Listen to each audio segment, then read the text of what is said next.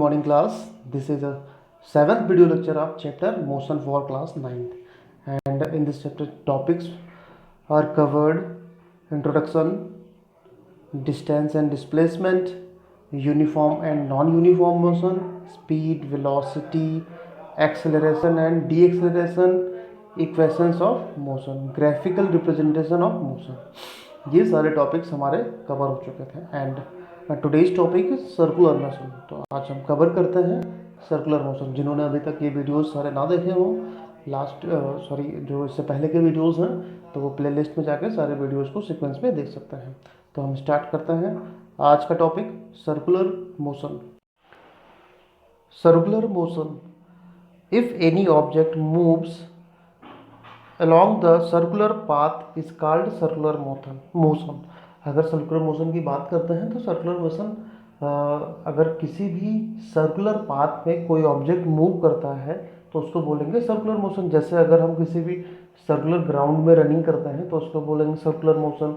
जो निडल्स होती हैं वॉच की, वो जो मूव करती हैं उसको बोलेंगे सर्कुलर मोशन। एंड जो अर्थ मूव करती है अराउंड द सन उसको बोलेंगे सर्कुलर मोशन। अब सर्कुलर मोशन को भी दो पार्ट में डिवाइड किया गया है।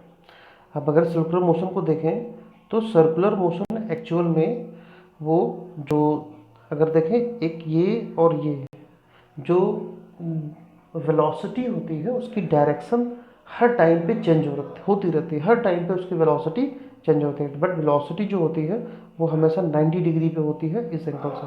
मीन्स अगर इस पॉइंट पे जाएगा तब भी वो 90 डिग्री एंगल होगा, इस पॉइंट पे देगा तब भी 90 डिग्री एंगल होगा। मीन्स वेलोसिटी हर टाइम पे चेंज होती रहती है।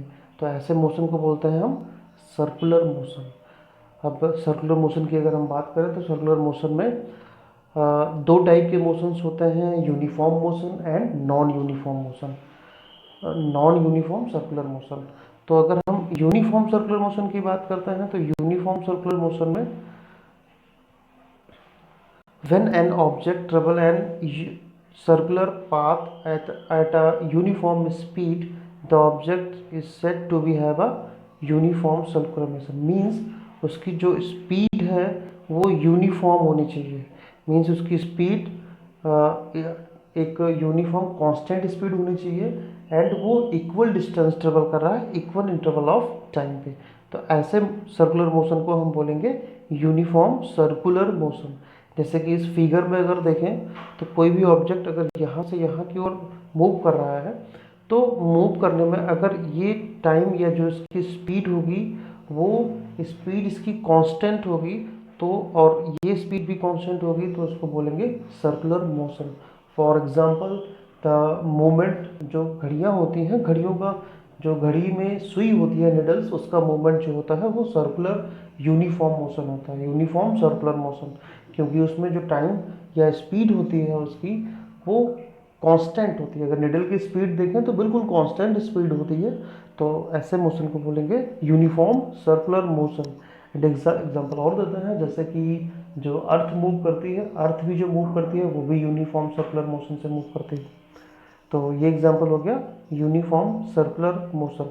अब इसके अगेंस्ट में नॉन यूनिफॉर्म सर्कुलर मोशन, उसमें क्या होता है कि जो ऑब्जेक्ट होता है वो जो उसकी स्पीड होती है वो कांस्टेंट नहीं होती है, वो टाइम टू टाइम चेंज होती है। जैसे अगर हम रनिंग करते हैं कोई सर्कुलर पाथ में, जैसे कि ये कोई सर्कुलर पाथ है, अब हम यहाँ पे रनिंग कर रहे हैं तो ये स्पीड मेरी 10 की है, फिर हम स्पीड को बढ़ाते हैं 40 की, फिर उसके बाद 40 की रखते हैं, फिर यहाँ पे कम हो जाती है। तो ये जो हमारी मोशन हो जाएगा इसको हम बोलेंगे नॉन यूनिफॉर्म सर्कुलर मोशन।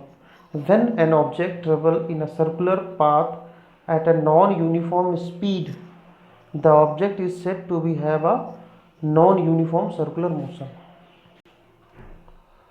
अगर बात करते हैं सैटेलाइट की example, the motion of satellite in orbit, the motion of planet in a sun, ये सारे नॉन यूनिफॉर्म मोशन के हैं, यानी यूनिफॉर्म सर्कुलर मोशन के ये एग्जांपल्स हैं।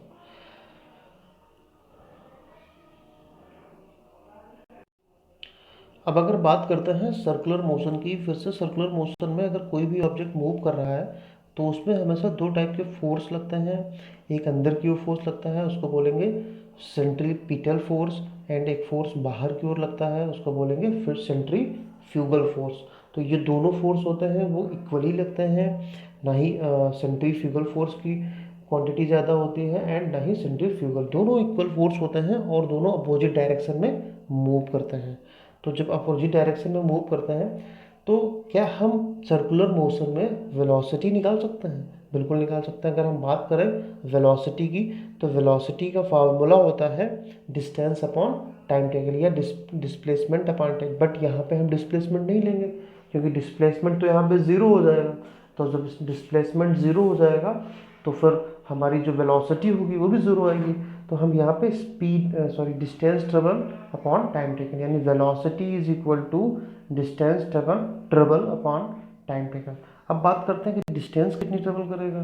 तो कोई भी सर्कुलर पाथ जो होता है उसकी जो डिस्टेंस होती है यानी सरकमफेरेंस वो होती है 2πr, 2πr, यानी ये हमारी डिस्टेंस हो गई। और आर क्या है, किसी कोई भी सर्किल, छोटा सर्किल हो सकता है तो उसकी आर हम कम लेंगे, अगर बड़ा सर्किल है तो उसकी आर हम ज़्यादा ले लेंगे। तो आर पे डिपेंड यानी उसके रेडियस पे डिपेंड करता है कि उसका सरकमफेरेंस कितना होगा। तो अगर हम बात करते हैं सर्कुलर वेलोसिटी की सर्कुलर मोशन में, तो velocity equal to distance upon time taken. जो डिस्टेंस हमारी होगी वो सरकमफेरेंस कितनी होती है 2πr। तो 2πr अपॉन टाइम टेकन, ये हमारा आ जाएगा स्पीड या वेलोसिटी निकालने का जब हम किसी भी सर्कुलर पाथ में मोशन करेंगे, यानी सर्कुलर मोशन करेंगे, जहाँ पे v हमारा वेलोसिटी ऑफ ऑब्जेक्ट, जो भी ऑब्जेक्ट मूव कर रहा होगा, and r is the radius of circular path and t is time taken. तो ये हमारा फॉर्मूला बन जाएगा वेलोसिटी इज इक्वल टू यानी v is equal to 2πr upon time taken. ये फार्मूला हमारा हो जाएगा वेलोसिटी निकालने का जब हम सर्कुलर या जब कोई ऑब्जेक्ट सर्कुलर पाथ में मूव कर रहा होगा। तो ये हमारे सारे टॉपिक्स इसके कवर होते हैं मोशन चैप्टर के। अब इसके कुछ न्यूमेरिकल्स बचे हैं। ये न्यूमेरिकल्स जो कि आपके जो इक्वेशंस हैं मोशन की उसके ऊपर बेस्ड होते हैं। तो ये हम नेक्स्ट वीडियो में कुछ आपके न्यूमेरिकल्स लगवाएंगे, तो उसके लिए आप प्रिपेयर हो जाएं। जो इक्वेशंस हैं तीनों उनको लर्न कर लें और जो इसका ग्राफिकल रिप्रेजेंटेशन है उसको भी लर्न करें क्योंकि ये एग्ज़ाम में पूछा जाता है। Thank you so much class.